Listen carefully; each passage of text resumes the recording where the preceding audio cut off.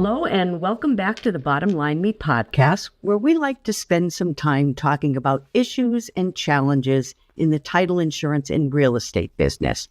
Our topic today is one that's close to my heart: professional coaching.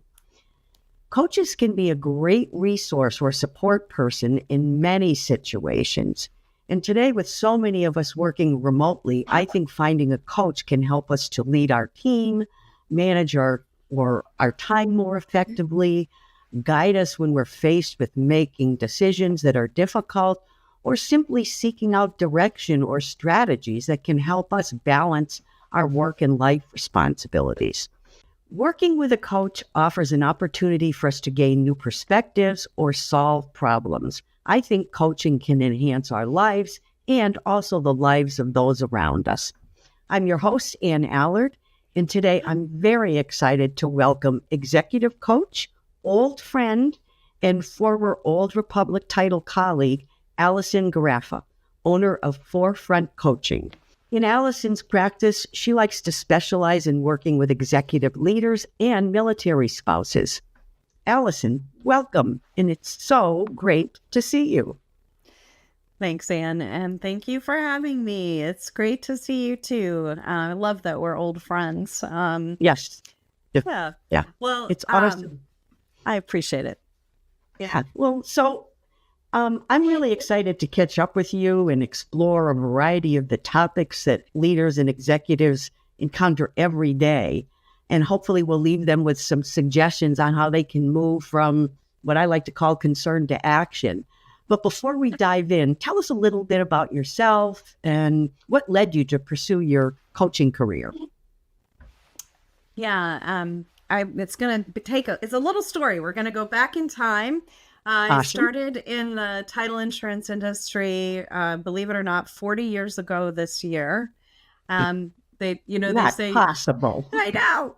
They say you're either born into the business or you fall into it. And I was definitely born into the title search company that my mom started, that we later sold to Old Republic Title. And I've been blessed to work for and with just amazing people at Old Republic over those years. And then fast forward to around 2015, and I was really struggling. I felt like it was too early for a midlife crisis. I wasn't 50 yet, but I was struggling with what I wanted out of my career, work-life balance. And I was actually lucky enough to find a really great executive coach. We worked together for about a year. And then I said, you know what? I want to press pause. I want to think about all this and process. And by the spring of 2016, I decided it was time to press pause. So I could kind of eliminate the white noise and really figure out what was next. Around that time, had a lot of things happening in my personal life. Our youngest was graduating high school. My husband's military career was sort of at the full speed ahead. And he was traveling all over the globe. And I just wanted to be more present and intentional. It was an amazing year. I did discover what I wanted to do, and it was executive coaching. But I felt like the timing was off. Sometimes timing's everything. So right. I just continued to be present in that world that I was in and really immersed myself as a military spouse. And I joke about it because by that point they call you senior spouse, which sounded awful. And then someone said, no, we're seasoned spouses. So I like that I was a seasoned military spouse. And I think all of that combined in the mixing bowl, the 40 years in the title insurance business, the 30 plus years as a military spouse really gave me that love for people, for helping people find what they want, what their goals are, helping them solve problems, and really being the best version of themselves. So last year, I took the plunge and started my executive coaching education, and then earlier this year earned my certification. As you mentioned, I have my two loves are my two areas of focus, the title industry and military spouses. Awesome. Well, congratulations on taking the pause, stepping back, and then jumping back into the pool. That takes a lot of courage and, I think lots of grit. So awesome. So Well, I've got an awful lot of questions that I wanted to pose to you today. But I think maybe one of the best places to start is what a lot of our customers and even our employees are dealing with. And that's just the fact that we're in what is called a down market. And there can be lots of challenges in that. So I think my first question to you is, in your experience, what are some of the most common challenges that you've seen leaders are facing in a down market? Yeah, it's a great question. Really timely given where we are now. And for some of us who've been in the business a while, it's not the Peaks and first valleys. time. Yes. True. And it's not the first time we've seen it. We've got right now interest rates, volatility in the real estate market, some of the changes being talked about on the policy side inside the Beltway in DC leads to uncertainty. And all of this really impacts the title insurance industry. So everybody's on edge, and a lot of folks are on edge. And I think for leaders, maintaining positivity, being able to motivate their teams and continuing to work cohesively as a team are the big ones. And in coaching, we oftentimes ask questions. And so one of the questions I would ask here is, think about, what is it that you want from your boss? Well, that's likely what your people, your team wants from you. And then I guess the only other thing I'd say is times like these lead to, there's a lot of fear of the unknowns and what's going to happen. And fear-based decision-making is a really tough space to be in. Coaching can really help bring leaders out of that mindset so they can separate the emotions that they're feeling from the situational reality and then determine their best course forward. I don't know if that's helpful. Wow. I love the question. What do you want from your boss? I think that's if I come away with nothing else, that's a great one to keep in mind. But so how do you coach leaders to perhaps set boundaries between particularly in this kind of a market, between their personal life and their professional life? Sometimes you feel like you've got to be on 24/7 when people are, as you said, nervous, fearful, or just feeling uncertain about what's going on. Yeah, and so much of this is really kind of learned over time, and sort of bumping up against those boundaries and realizing it's not working. I think it really starts with, another question. What is it that you want in your personal life and in your professional life? And those things are really goals. So if your goal is to have dinner with your family every night or most nights, or to leave the office by 5:30, or to get a project done in, by the end of the month, that's a goal. And so you're going to create a roadmap to achieve that goal, because they typically don't happen on their own. We sort of have to plot that course to get there. And then from there, once you know your goals, it's about being intentional with your time. And same deal, right? It doesn't just happen, and time is finite. So calendaring, blocking time, and then trying to hold firm to that plan. I mean, emergencies come up, there's fire drills. Oftentimes others think it's a fire drill, or even our first reaction is it's a fire drill, but is it? Would be the question. And then if it isn't, offer alternatives. So you might say, I'm not available right now. Here's some times where I am. And then keep those compartments, try to keep them from spilling over. The other big thing is, for me, I remember I checked my email 7 days a week, on the weekends, multiple times a day. Maybe you set a goal. I'm going to check it once during the weekend, or once a day during the weekend, or, something like that. So there's ways to create those boundaries that will help leaders to kind of be able to have, I think what we're talking about really is that balance. Yeah.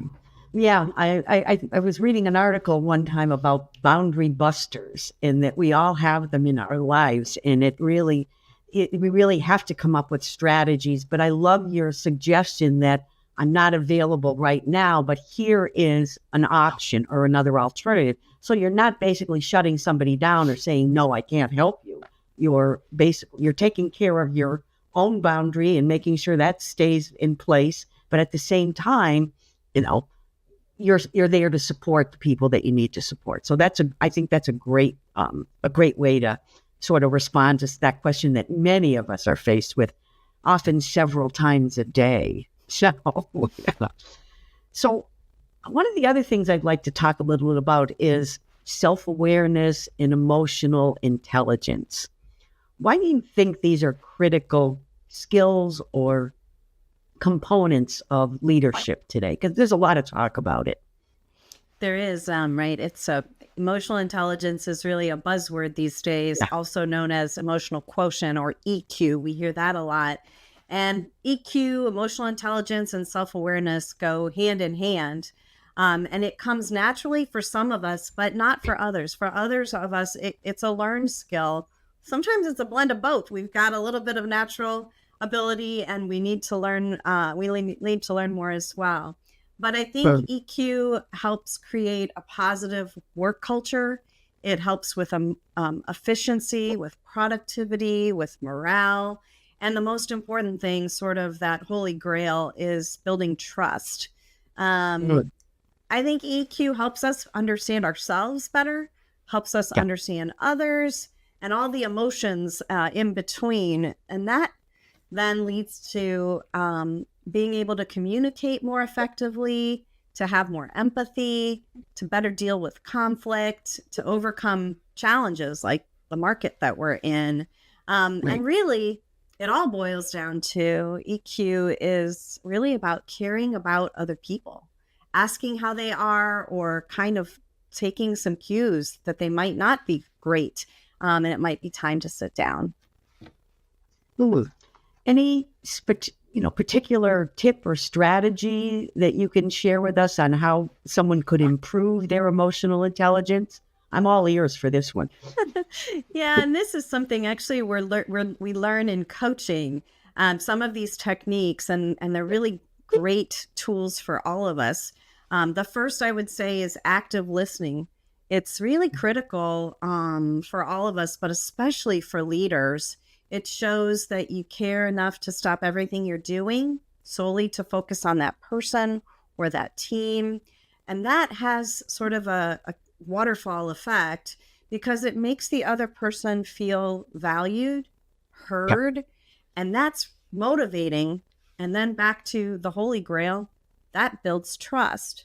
So something that might be helpful to folks to try the next time you have a meeting, either a one-on-one or meeting with your team, these three things.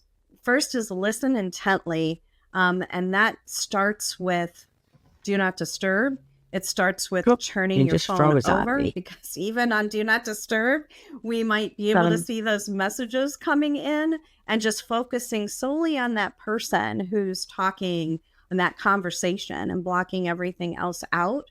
And also listening, mentioned it earlier, not just with your ears, but with your eyes, and sort of seeing what the body language is that other person is sharing. Because that's a huge, I think like 90% of all communication is nonverbal. And then part two would be reflecting back. So after that person's done speaking, reflect back, summarize, don't say the whole thing over, but summarize what you're hearing. What I'm hearing is, then summarize it. And then the third thing is to clarify, to say, did I get that right?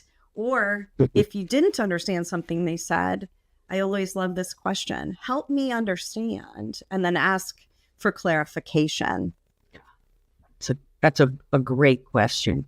There's so much talk about active listening today, but I think we all think we do it, but being where our feet are planted is so critical in all communication situations. Whether I'm on the telephone with someone, I'm doing something like this virtually, or I'm in person with someone.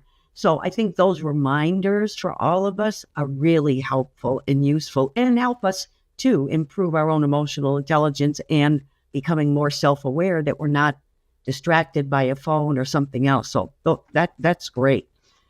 So here's another one that I think a lot of managers and even, team members deal with, and that is burnout. Um, how do you recognize it and then how do you manage it? Because I do think it's one of those things, just like being in a down market, that lots of people are struggling with today. Yeah, I agree. And it's a delicate balance, right? Because we all need to be productive. Right. We live in a capitalist society where companies need to make money for profit, but Mhm. that productivity can sometimes lead to burnout. And Yep. it's interesting how burnout presents, right? Many of us don't realize we're burned out. It presents oftentimes as maybe we're not as patient as we usually are. Maybe we're having trouble sleeping. Maybe we don't have our usual empathy or caring towards other people. And so I think first would be to recognize it, and then would be to try to manage it, or kind of combat it. And I think first it's about mindfulness. Mhm. There's this work-life balance. We have this duality. We have our professional life and we have our personal life, and then we have like the human being that we are, and we need downtime ourselves. Yep. So that's like a huge moving target. And it really starts with kind of checking in with ourselves on a pretty regular basis. And then I think not only for ourselves, but for our team, Right. recognizing what the priority is, helping be able to sort of focus our time during the day at a time when we could be most productive. So I guess I would say, one way to manage it is to try to manage your time, be mindful what your rhythm is. So if you're super productive in the mornings, maybe you want to focus on your meaty stuff then, and do your meetings late morning or early afternoon. Mhm. Learned a little trick along the way, which I didn't put into use until I was not doing well with it, and then went, wait a minute, I learned this tool. It's called creating the perfect week. So think about creating a week. Take a week of your calendar and color code that week. So your focused work time is in green, and your meeting time is in blue, and even your exercise time, maybe that's a different color. Blocking that time and just saying, gosh, if nothing else impacted this, what would work for me? And try to make sure your weeks, when possible, to the extent possible, sort of Yeah. mimic that perfect week. What I've found is when I'm not feeling productive or when I'm getting frustrated with things, if I look at my actual calendar that week and I compare it to the perfect week, it's not the same. And this doesn't happen automatically. Same deal. We have to sort of create that framework. And I literally take 5 minutes on a Friday afternoon, look at the week ahead, and try to make sure it's sort of aligned. So, being able to create that perfect week and then look at your calendar and the times that maybe your week didn't go as well as you thought it would. If you're comparing back to your perfect week that you've created, Mhm. oftentimes you're going to see it doesn't mirror what you sort of envisioned for that. And I Yeah. know there's a lot of folks on here that are saying, I mean, we're not always in control of our destiny, and that's 100% true, but trying to create that when possible, and taking the time, that framework that you could create, and try to keep that balance when possible. And it really just takes like 5 minutes. If I usually do it on Fridays, I look at my week ahead, and I know many on that are listening are going to say week ahead. Let's try like month or months ahead. You can still do that. Yeah. And just try to make sure you're sort of staying in aligned when possible.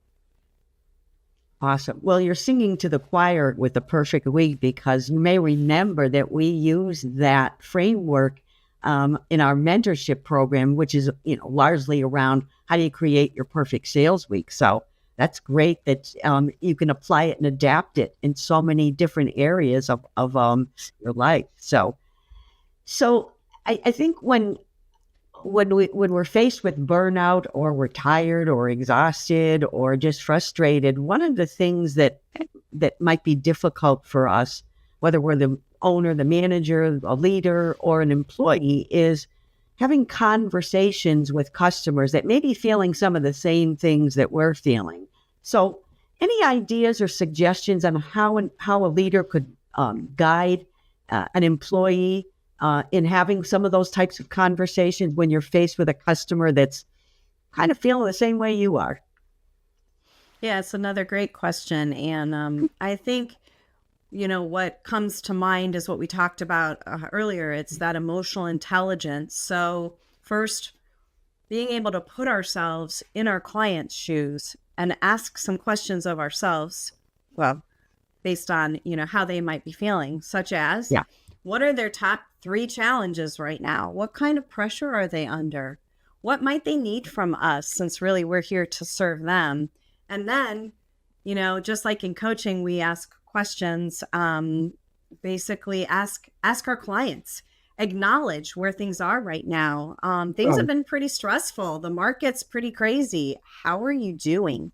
And then actively listening to that feedback they're going to give, because feeling heard and talking through something, just talking out loud, often leads to discoveries and ideas. So for your clients, that consistency of you being there for them in the times that are hard and the times that are wonderful, being that trusted partner, showing them you're not just there, in the boom times, is going to continue to build that trust as well.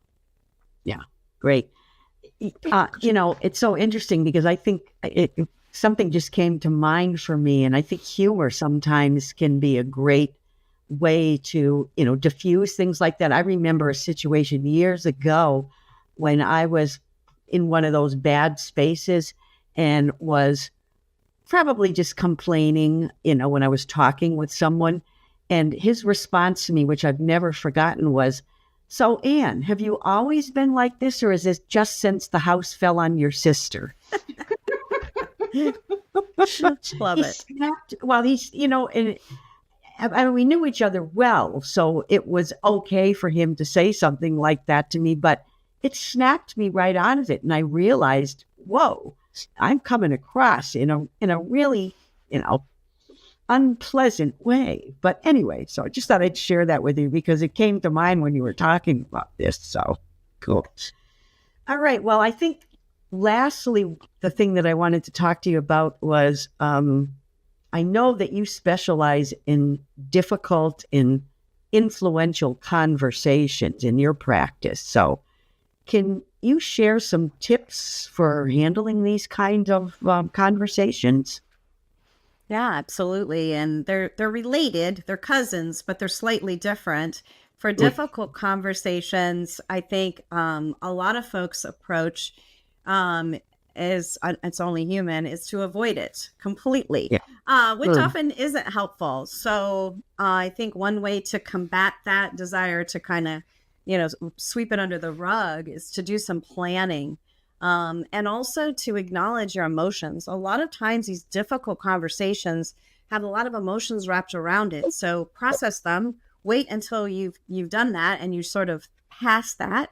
And then you can really get to work to determine, again, another question, what's the goal you're trying to achieve here? And then use those emotional intelligence muscles, flex those muscles, put yourself in that other person's shoes and ask yourself, like, what do things look like from their vantage point? What makes that person tick? What's their personality type? This all really drives the how you would approach them. And I think a lot of the time we don't fully appreciate or realize that other person's point of view or what might be going on that we don't know. So asking those questions and using that approach really can help us learn, and then it informs our next steps. And then listening is key, right? So Yeah. using those active listening skills, and then lastly, anticipating like what objections, how do you think this is going to go, and what objections might this person have, or what roadblocks might there be, just to think through those ahead of time. Then the second part of your question, the influential conversations, really similar. Process emotions first, start with a goal, ask yourself what the goal is, take time to plan it out, ask questions and actively listen, and then think through those roadblocks. But the influential conversations are really things like you might be wanting a different position. You might be advocating for an initiative. You might have a new boss that you're having that first meeting with, or a sale that you're trying to get. Those are the influential conversations. Thank you for making that distinction, because I was trying to figure out what the difference was, even though both words obviously speak for themselves. But yeah, really great information. So, well, Alison, as you know, we like to get a bottom line on our show. But before I ask you about the bottom line here, can you take a minute to just tell our audience, for those that might be interested in connecting with you or learning more about your coaching practice, how they could reach out or connect with you? Yes, and thanks for that, Ann. My website is www.forefrontcoach.com. You can also find me on LinkedIn. Just search for Alison Gareffa. You can find me there. Awesome. Great. Well, thanks. I hope those some of our audience will reach out and connect with you. That's great. So we've come to the bottom line. So what's the bottom line on coaching that you'd like to leave our audience with? Yeah, it's such a good one. Coaching, I think, is a partnership. It helps folks think differently. It's really, think of it as an investigative process to identify and challenge assumptions that we may have. Coaches they're not the experts. You are the expert. We're not advice givers, or shouldn't typically be advice givers. We're here to help you discover and grow by finding the answers within yourself. So not only, I would say, bottom line is, not only do you benefit from coaching, but so do those around you, because you show up differently. And I want to thank you again, Ann.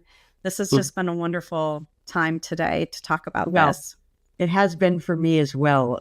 So many enlightening takeaways for me, and it's so great to have an opportunity to spend some time with you and to learn from you as well. So I want to say thank you again, and hopefully we'll have you back to talk a little bit more, because there's lots more we could unpack, I think, on a variety of these topics. So again, thank you so much, Alison. Really appreciate your time. And to our audience, thank you again for joining us. And as Alison said, if you'd like to reach out to her, feel free. Connect with her on LinkedIn or check out her website. And until we meet again, let's hope that we can all learn, grow, and prosper. Thank you.